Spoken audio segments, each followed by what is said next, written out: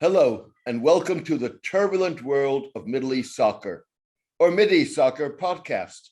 I'm your host, James Dorsey.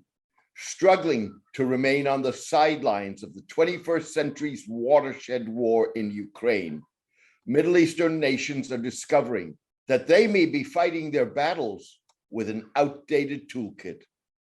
As a result, the Ukraine war could saw off the legs from under the table of Middle Eastern détente that already are built on shaky ground.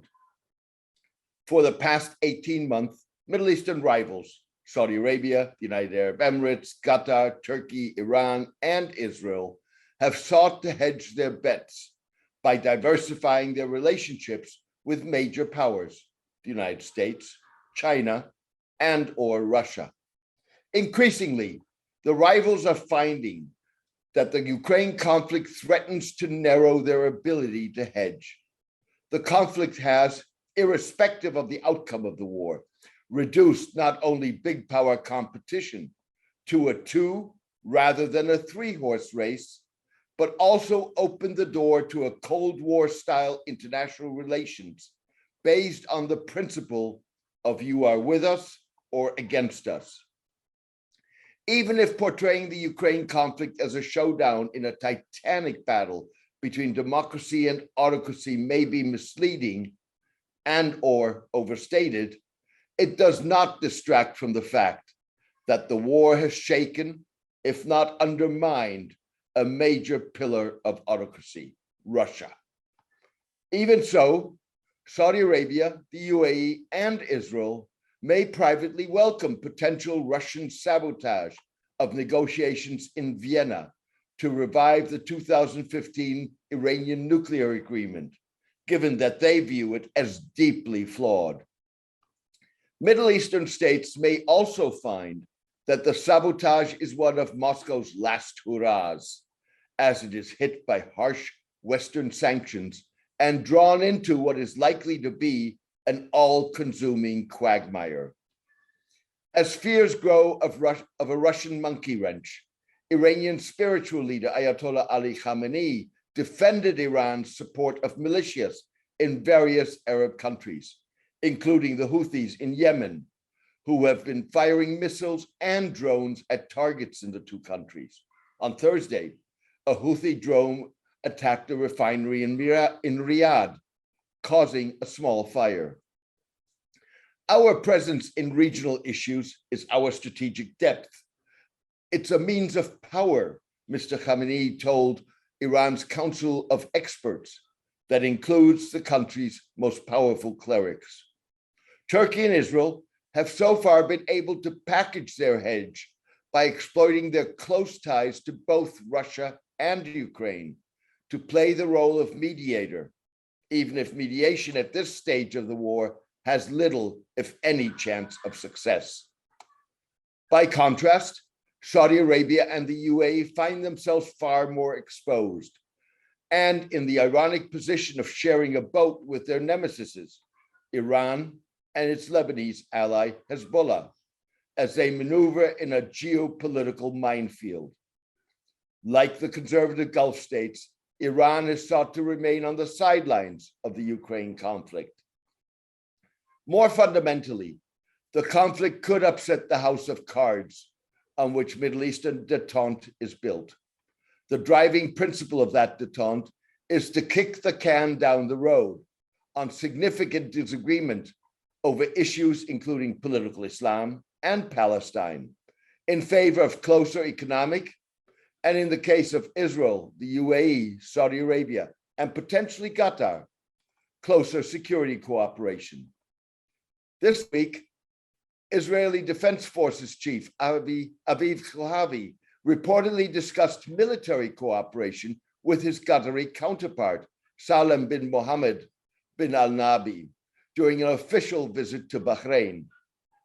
Unlike Bahrain and the UAE, Qatar has refused to formalize its informal relations with Israel, as long as there is no settlement of the Israeli-Palestinian conflict. The Russian invasion of Ukraine resonates among the Gulf's smaller states, three of which know firsthand what bullying by larger neighbors in violation of international law means. Iran has occupied 3 Emirati islands in the Gulf since 1971. Iran invaded Kuwait in 1990, while fears of a military intervention accompanied a 3.5-year-long Saudi UAE-led economic and diplomatic boycott of Qatar. This week, Washington Post columnist Fareed Zakaria argued that the Ukraine conflict has ushered in a new era, marked by the triumph of politics over economics. For the past 3 decades, most countries have acted with one lodestar in mind: economic growth. They have embraced trade, technology, and domestic reforms, all to produce more growth. Those kinds of choices are possible in an atmosphere in which one does not have to worry that much about the core issue of national security. That could be as true for the Middle East as it is for much of the world, particularly if sitting on the fence becomes less an option and fault lines sharpen if the Vienna talks fail. Already, the crown princes of Saudi Arabia and the UAE, Mohammed bin Salman and Mohammed bin Zayed, may find that they overplayed their cards when they allegedly refused to take a phone call from US President Joe Biden to discuss cooperation in increasing oil production to reduce prices. Mr. Biden ultimately spoke to King Salman, with Mr. bin Salman listening in, although not participating. Mr. Biden had earlier offered to talk with Mr. bin Salman, breaking a boycott of the Crown Prince because of his alleged involvement in the 2018 killing of journalist Jamal Khashoggi. Mr. bin Zayed is proving to be the most overexposed. The UAE has already begun to dither on the oil production with its powerful ambassador in Washington, Yusuf Al-Otaiba, suggesting that the Emirates was considering a hike, only for Energy Minister Suhail Al-Mazroui to reiterate the country's commitment to current OPEC plus production levels.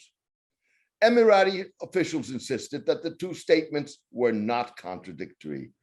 They said the UAE favored a production increase, but was bound by OPEC plus agreements.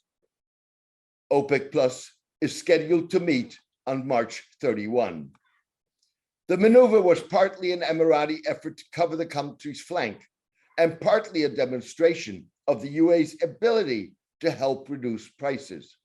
Oil prices dropped 13% after Mr. Al-Otaibi's remarks.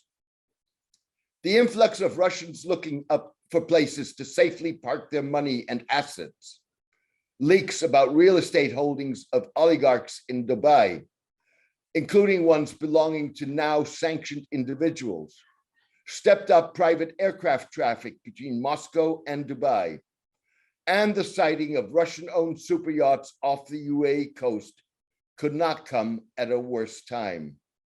Earlier this month, the Financial Action Task Force, a Paris-based international anti-money laundering and anti-terrorism finance watchdog, graylisted the UAE for lagging in identifying illicit funds flowing into the country. The listing that groups the UAE alongside 22 others, including Pakistan, Syria, South Sudan, and Yemen, dealt a blow to the country's image as a go-to global financial hub. What separates Dubai from other traditional havens for dirty money is the amazing secrecy. As a fugitive in Dubai, you can snatch up property, stash your yachts, and set up bank accounts with very few obstacles. It's also one of the few autocracies that's a destination rather than a transit location for illicit flows, said Joe Vittori, who co-authored a study of Dubai's financial flows.